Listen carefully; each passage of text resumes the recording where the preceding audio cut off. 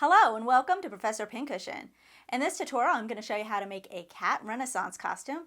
Although it can really be for any pet, I'm going to show you how to make the hat and also the collar. So let's go ahead and get started. Let's go ahead and look at the supplies we're going to need for our hat. So first on the material list, you're going to need some fabric for the top of the hat, and I'm using the crushed pan. That's P-A-N-N-E. It's kind of like a velvet imposter. It's just cheaper and it's fairly easy to work with.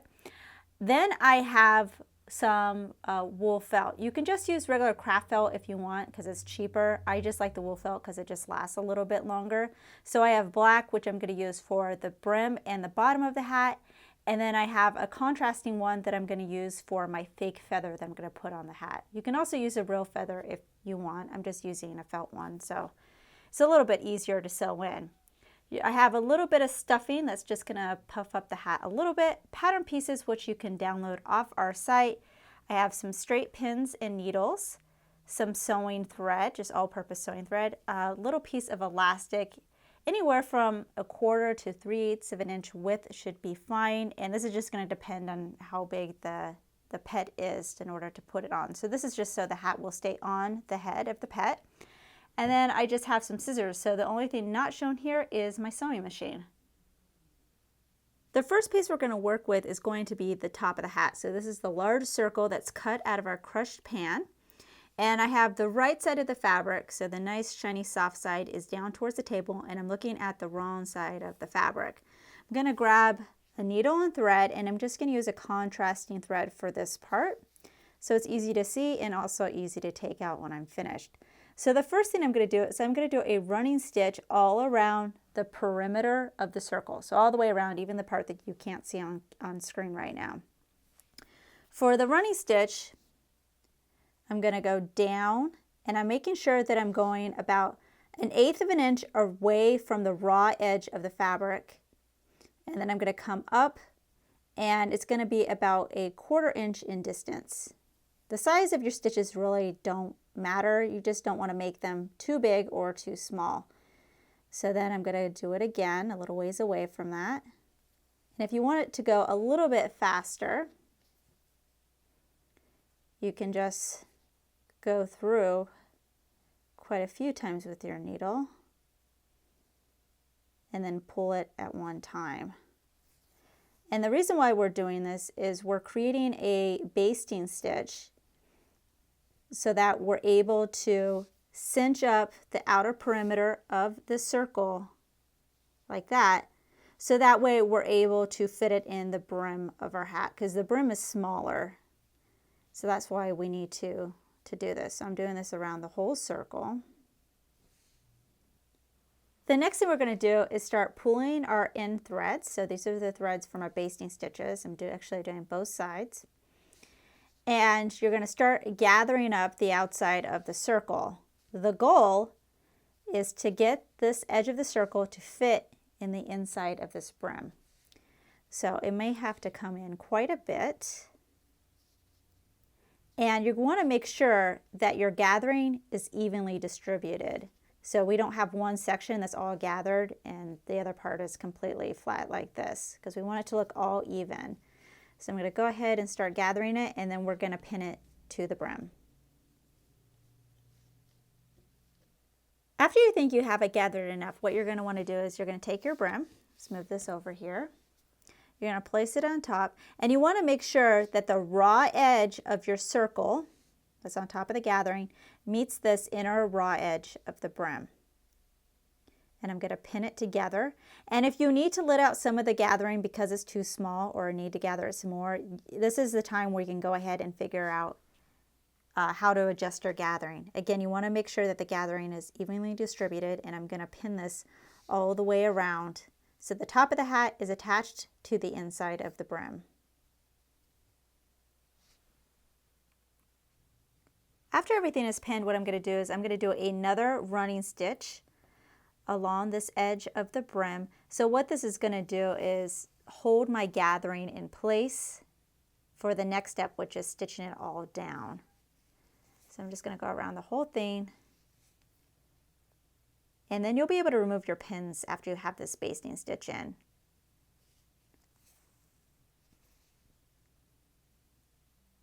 I'm now going to permanently stitch the top of my hat to my brim. So here is the hat right side up, and you can see my brims right here. So if I flip to the underside, there you can see my basting stitches. So that's the basting stitches to the circle or the top of my hat.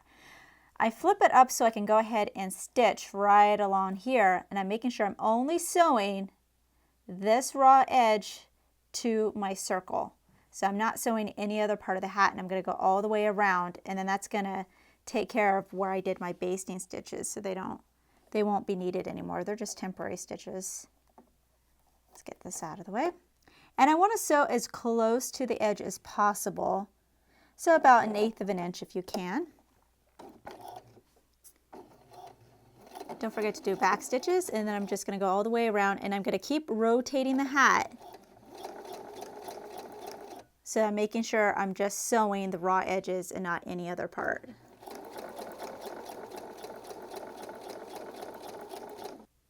We're going to go ahead and put in the elastic now. So the elastic length, again, depends on the pet size, so you need to measure their head.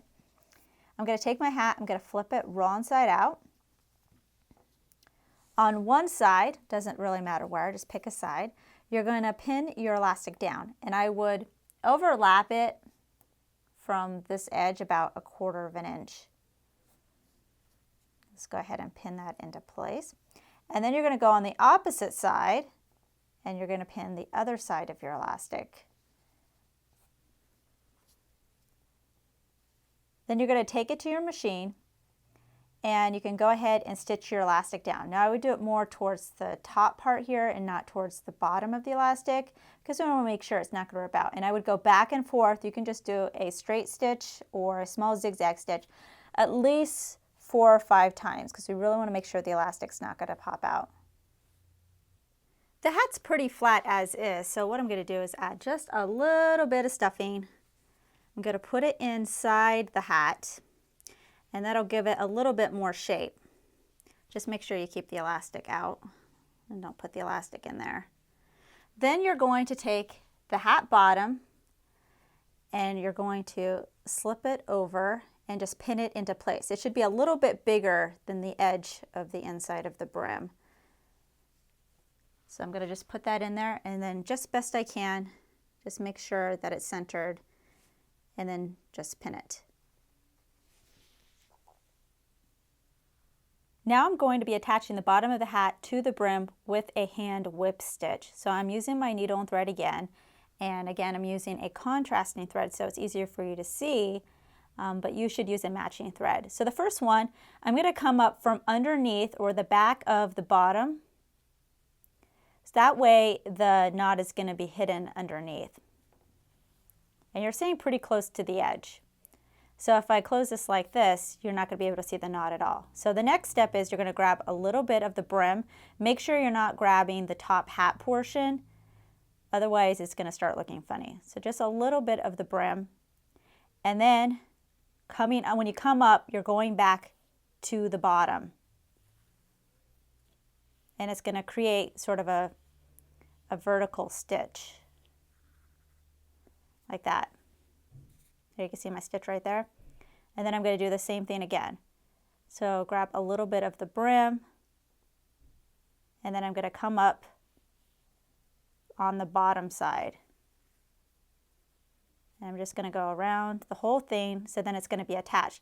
When it comes to the elastic part, you're just going to skip over it. So I'd stop here and then start on the other side of the elastic. So you don't need to stitch through the elastic. The last thing you need to do is just to add a feather. So we have our feather cut out of our contrasting felt. The only thing I like to do is, you can see I did it on one side, where I like to cut slits into the feather to give it a more feather appearance. And it's fairly easy. Since it's felt, you don't have to worry about it fraying. So I'm just cutting at an angle almost to the center. Don't cut too deep, or else you're going to end up cutting your feather in half. So I'm just going to finish doing this, and then we'll attach it to our hat.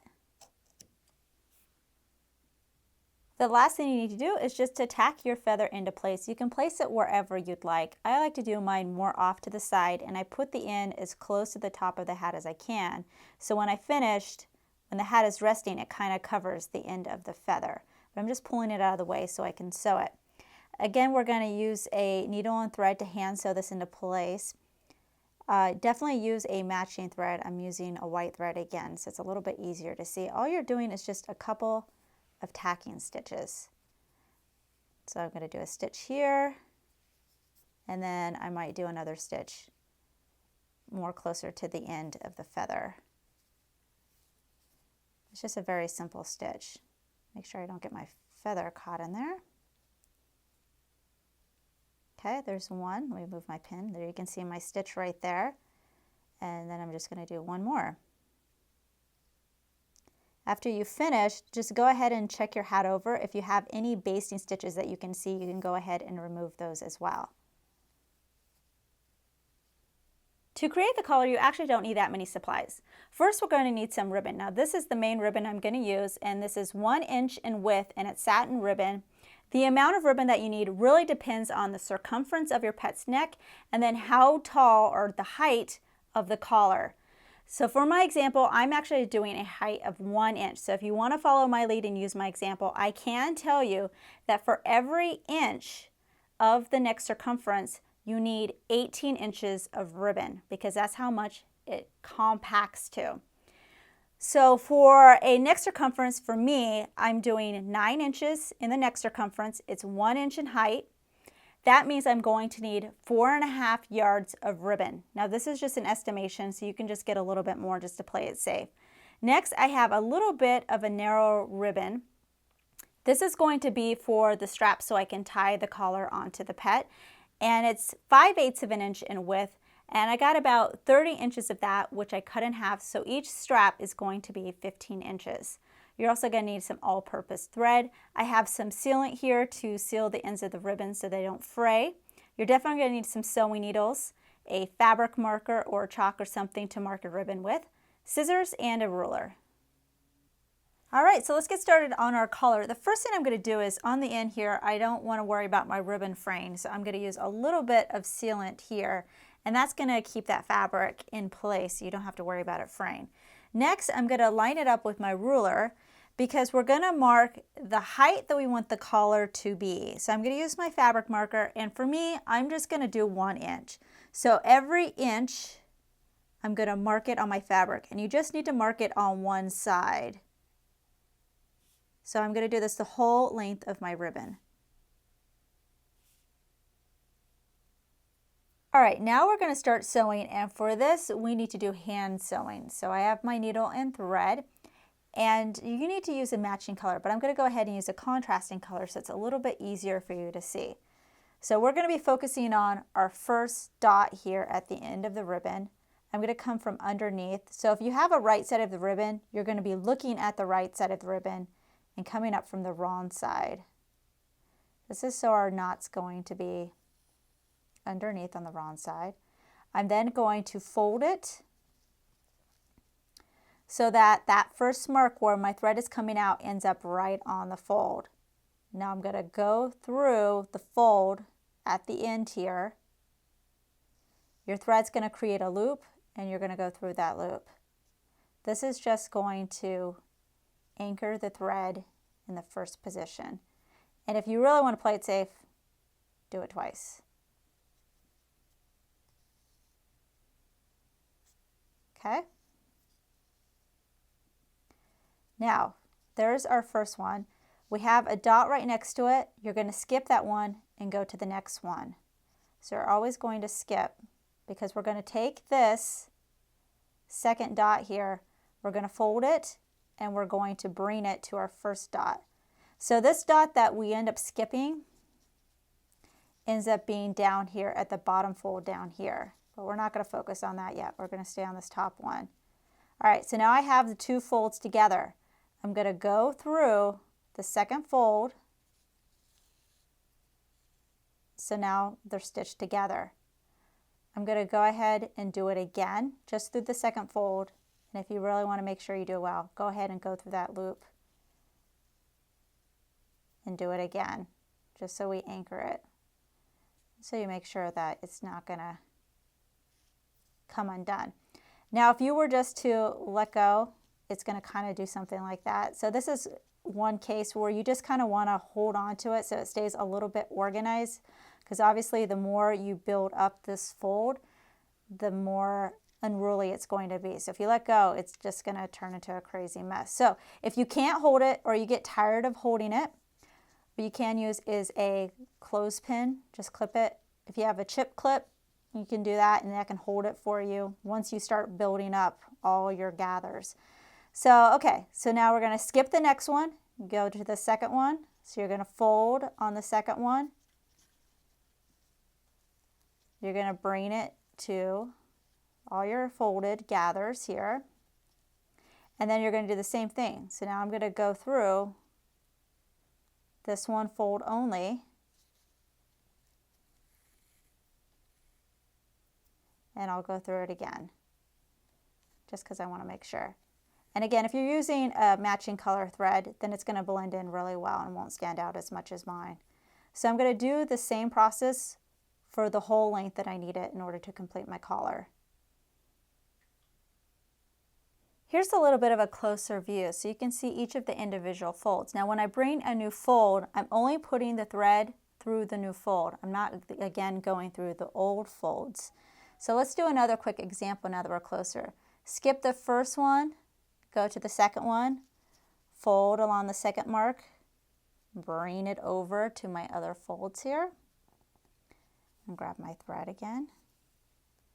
Now I'm just going through the new fold, right through the fold.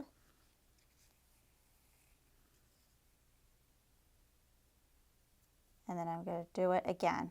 Again, just through the new fold, not through any of the old ones. Because you're using the same thread, so you don't need to go through the old ones constantly because the thread is going to hold them together.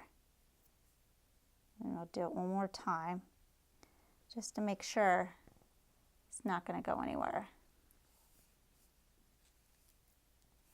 And then if I really want to be sure, I'll just go through the loop with my needle. And if I was to turn this way, you'll see it's starting to create that accordion style. Once you finish all your stitches on one side, you're actually going to then switch to the other side. So this is the side where we have the marks that we skipped the first time around. So you should have marks on this folded side as well. And you're just going to do the same exact thing we did on the other side. So again, I'm using my needle and thread. I'm actually starting at the first folded. You can see I have this extra flap right here, but I'm going to start at the folded edge first. We'll do a couple of anchor stitches. So I go through the loop. And then I'm just going to grab a little bit of this end flap right here. This is just so it'll stay next to the folded edge and it won't keep sticking out like it was. Go back through the fold. We'll do another stitch through the fold, and then I'll do a knot at the end of that. All right, once that one is done, then I'm just going to go to the next fold until all the folds are stitched together on this end as well.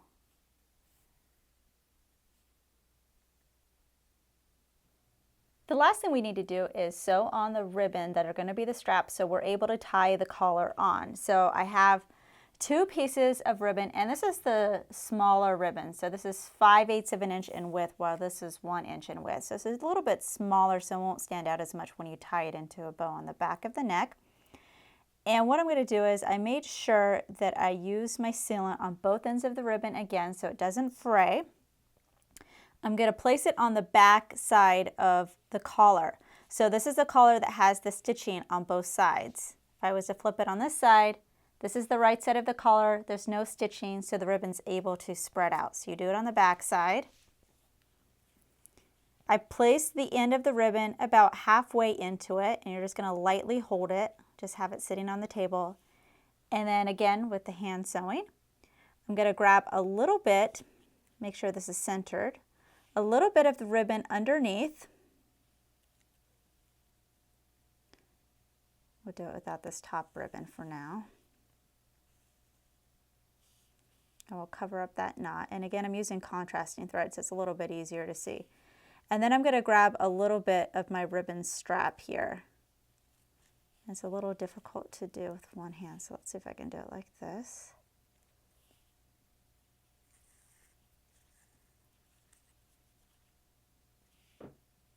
Okay. And then I grab a little bit of ribbon underneath. But when I come up, I'm coming up, so I'm grabbing a little bit of my ribbon strap on the side here. And it's not so fragile that you're going to have to worry about if you smash it a little bit. It's just ribbon. Okay. And then again, I'm going to come around, grab a little bit of ribbon underneath, coming up and grabbing this ribbon. So I'm going to do it on both sides just to secure it. And if you want, you can also do it on the end here as well. And that'll keep your straps in place. And here you can see the completed ensemble with both the hat and the collar. So now your pet is ready for Halloween or for the next time he's invited to a masquerade ball. Make sure to check out our other videos and visit ProfessorPincushion.com to view our complete library with well over 150 sewing video tutorials. New tutorials are released regularly, so make sure to subscribe to be notified of the next release. Thanks for watching!